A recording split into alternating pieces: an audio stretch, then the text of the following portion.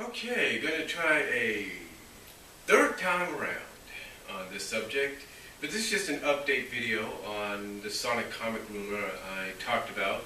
Obviously, a lot of you know what it is by now. But the reason I want to do an update is kind of let you guys know why it doesn't make sense why Ben Bates would say something like that about Sally. One, it's like some people have already said. It's like one person has said at the Satyam forums, I believe. One person has said this at Satyam forums. Another person has said this on several forums. Digimon 11 has said it. Zappers, I think that's their name on the forums, has said it. Over at the Sega forums. And I believe, check my iPod, I'm going to try to get the other name, well, at least to show up here, on here. But basically, these two individuals, along with this third,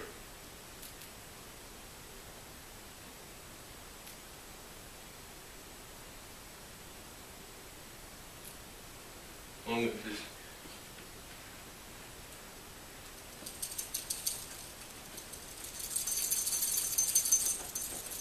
third individual, have all basically said that if Ben Bates was to spoil something that big, was to give away something that big, he would be in trouble.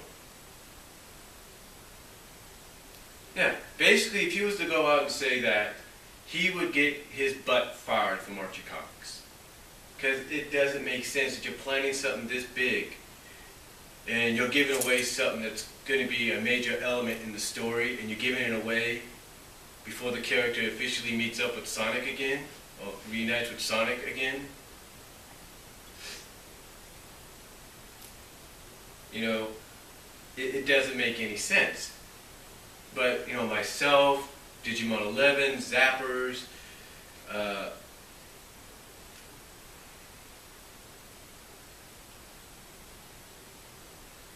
Prince by Tor, basically have all said the same thing, that he would be in trouble. I mean, this is what Prince by Tor said.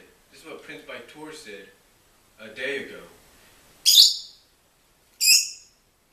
is what he said. This is what Prince by Tor said. He said, in my opinion, this is what Prince by Tor said at the Fans United for Saturday M Forum. This is what he said. He said, in my opinion, it's an obvious joke. If he was to spoil a story element that big, and he capitalizes that big, excuse me for a second, I gotta move the bird because he's gonna interrupt and he probably won't be able to hear me.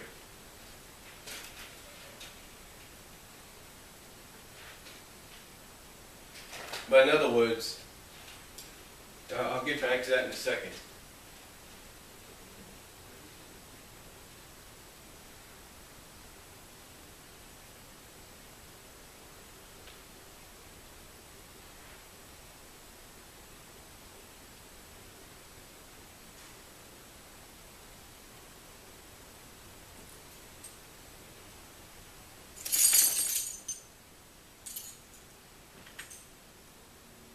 Alright, sorry about that. Never fails. Something always interrupts me. Never fails.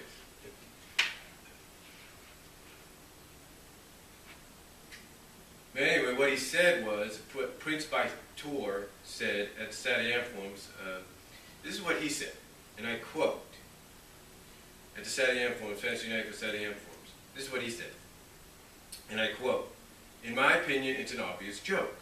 If he was to spoil a story element, capitalize on both words, that big, he would have gotten in serious trouble and been forced to delete it. I could be wrong. But it just doesn't fit with what is going on, and also in the issues of CTC, Countdown to Chaos, we've already seen no other character has mentioned her being a cyborg. And all, it just seems like he was messing with the fan who commented and also probably knew would blow up. In other words, when the fan answered that she's not a robot and that Sonic would stay in this reality because of this, he just said that not only to be funny and sarcastic, I guess you could say, but also because he knew it would get attention onto the new onto the story arc Countdown to Chaos. He knew it would blow up and thus give the comic book itself attention, and more importantly, the new story arc and timeline attention.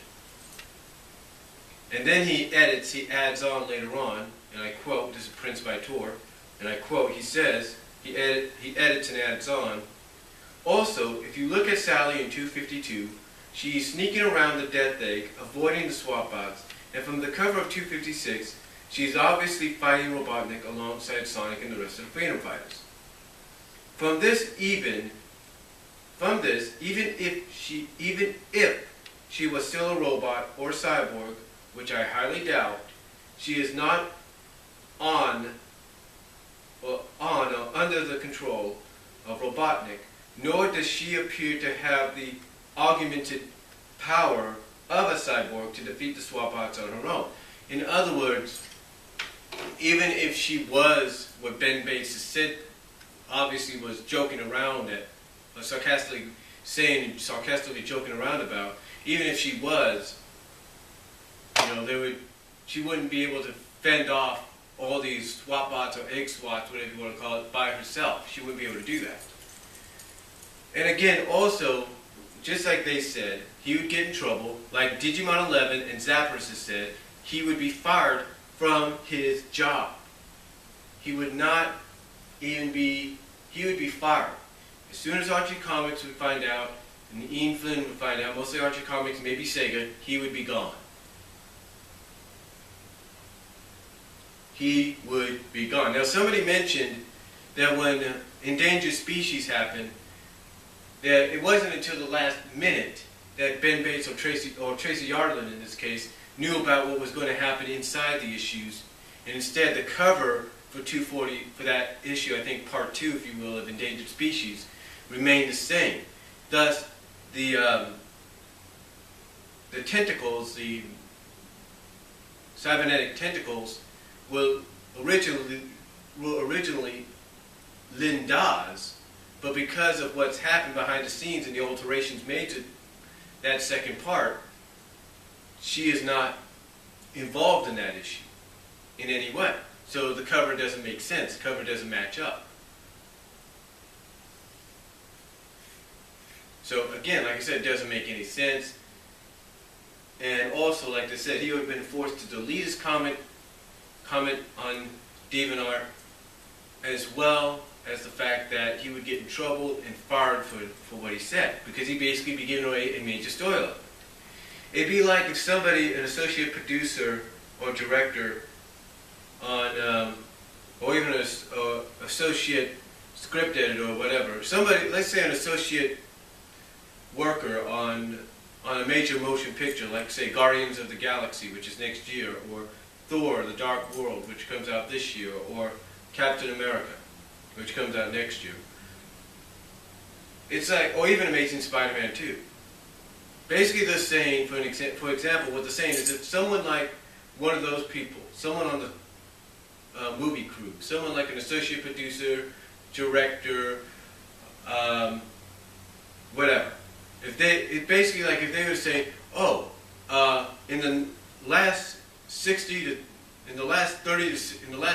30 minutes, such and such is going to happen, or such and such is going to be revealed, you might want to look out for that. If that producer or director, that associate producer or director was to do that, they would be gone. They would be fired. They would be off the movie, off the project. They'd be gone. Okay? They would be gone because they basically spoiled. They would have spoiled half of what that movie was, or at least the last half hour was to come in that movie in some ways, or a major element that was going to be revealed, or something. You get the idea. They would be fired. They would be in trouble. Same thing here. I'll give you another example. In the past year or so, the WWE has been struck with what's been known as an inside mole. This inside mole has been giving a Reddit user by the name of Dolphins1926 or 1925, basically it's been giving this Reddit user the outcomes of every pay-per-view match on every pay-per-view, every WWE pay-per-view this year. In other words, they've been telling them, spoiling to them what the outcome was going to be, how it was going to happen, and who was going to come out on top. And up until recently, where they've been trying to throw this person off, this mole off and all that, up till now, the Reddit user and this mole, or moles, whatever they are, several people maybe, have been 90% right and 10% wrong. That's what's, basically 90% right, 10% wrong. Basically, they still get some of the outcomes and stuff right. It's just that WWE's not too happy about it, and they've been trying, I guess, to figure out who this mole could be inside the company that's doing this, or this group of moles, or whatever you want to call it. You know, and don't think that whenever they do catch whoever this person is, that person or that group of people is going to be fired, because they will be, because they're pretty much giving away the outcome of story angles or certain portions of story angles or storylines that they don't want to be given away. So, again, I know it's a strange comparison, strange way to compare it to what Ben Bates has done, but that's basically the same thing. And again, you know, like I said, you take it with a grain of salt. You know, that's what I'm doing. Because I pretty much knew he was, because I pretty much know he's just messing with people. He's trolling people.